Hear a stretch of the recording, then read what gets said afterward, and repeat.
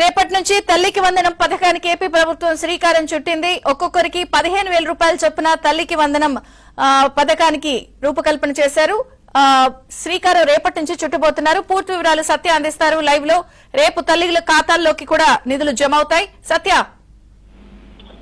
Vijayachandrika super 6 పథకంలో మరొక కీలకమైన పథకాన్ని ఏపీ ప్రభుత్వం అమలు చేయడానికి సిద్ధమవుతోంది. దీనిలో భాగంగా రేపటి నుంచి అంటే రేపు తల్లికి వందనం కార్యక్రమానికి సంబంధించి నిధులను తల్లుల ఖాతాల్లో జమ చేయాలని నిర్ణయించింది.